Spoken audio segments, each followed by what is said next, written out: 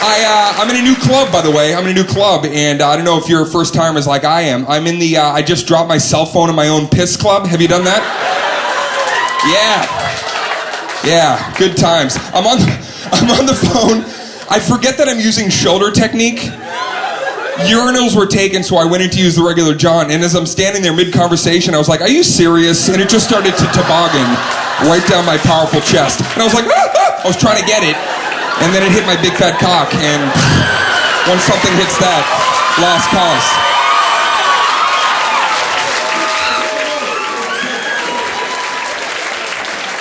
What happened next was nothing short of amazing. Let me just tell you what happened. First of all, it was a hearty piss. Can I just say that? It was kind of a soup broth looking piss. It had a hue to it, you know? It was lovely, if I can say that. What happened next, I could never do again. Even if everybody here pooled their money and said, Dane, we just put $14,500 together, do that again. I couldn't do this again. Just the trajectory of the way my phone dove into the piss, the moment it connected, one drop shot up into my eye.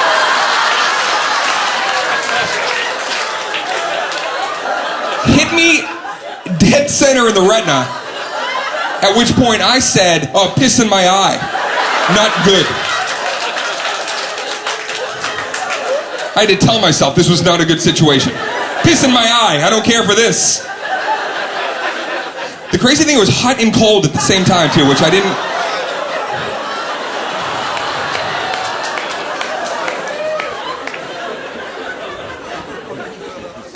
Prior to that, I was actually doing a little... you ever do the little delete game? Do you like to do that? You go through, you take your contacts list. Sometimes you're just in the doctor's office, right? And you just start scrolling through. You're like, who don't I need? Who don't I need in my life? Where can I get a megabyte of space back right now? And it's kind of fun, right? You just scroll through, Peter, yeah, fuck Peter, boom.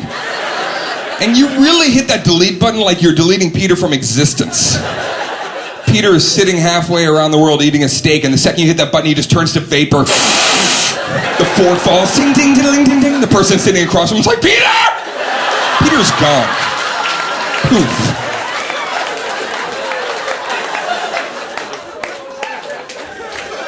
There was a person on my phone that I no longer wanted to have correspondence with anymore, and I'll tell you why. Quite simply, you'd put him under the banner of, and guys know this term, he's a cock blocker.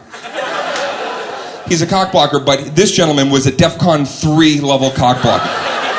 Okay, you know about these guys. He would say things at DEFCON level 3 cock blocking that were so wildly inappropriate, you could never bounce back from it with the girl that you're trying to make progress with. Example, i.e., I was talking to a lovely lady about a year and a half ago. He comes up in between us and he goes, hey, Dane, how's your AIDS? And walks away.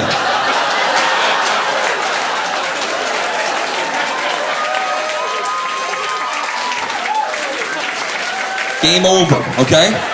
There's no way to bounce back from how's your AIDS. The only thing that's going to benefit me, possibly help me now, is if she already has AIDS. Then I might let her give me a hand job in the parking lot if there's no cutsies, you know what I'm saying? Let's see, hold on. Is that a scab? Nope, chocolate cake. We're good. Bang.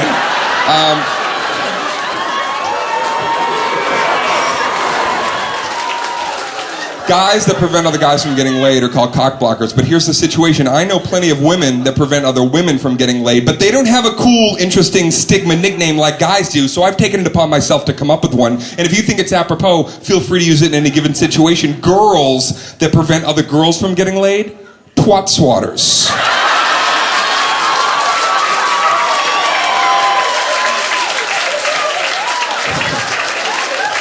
Speaking of, how are you? Do you agree with that? Are you going to be using that? Do you know a couple of girls? Do you know girls that are in close proximity, maybe to you right now, that swat the twat once in a while? You're a lovely, beautiful young woman. Do you have a boyfriend? No, you don't. Oh my! Listen, if I didn't have a girlfriend, I would not have to cheat on her tonight with you. So.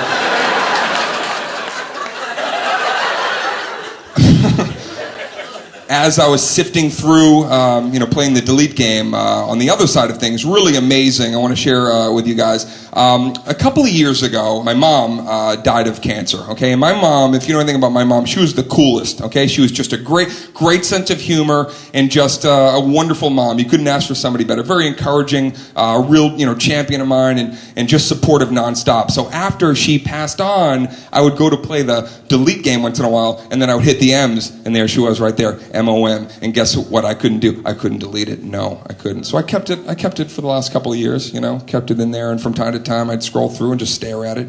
And then recently I was like, you know what? It's time to move on. I've done the grieving and the healing and everything. And so I looked at it and I was, kind of smile on my face. I was ready to go. And then I thought, just for old time's sake, because I called it so many times, I'm going to call it one last time for good luck. It just felt right. And then I was just about to hit send, and then I thought, what if she fucking answers?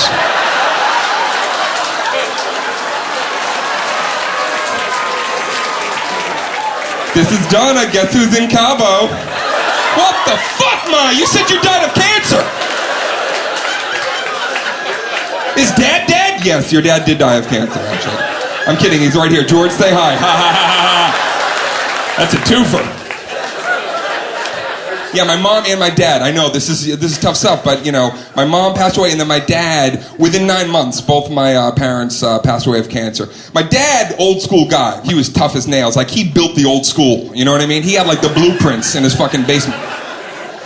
My dad, grew up. I'm sure some of you guys, tough love. That's how my dad was, in the house. Tough love. You're always getting disciplined, and he'd just come out of nowhere. He'd just fucking rappel down from the ceiling and off a belt and be like, "What are you doing?" Like when he yelled at you, it was like there was like lava coming out of his face. The gods would turn their back on you and let him do whatever he had to do. He used to say, "It's tough love, Dane. This is tough love, this discipline." I'd stop one time. I'd be like, "Hey, Dad, just a quick question. When does the love part come into all this? When's like Sunday hug fest that we're gonna do? When are we gonna do like a tickle breakfast for a few hours?" My dad, when he got really sick and near the end of his life, got very fragile. And this is a guy that used to be a boxer. This is a guy just, again, you looked at him and he was just, he was just rock.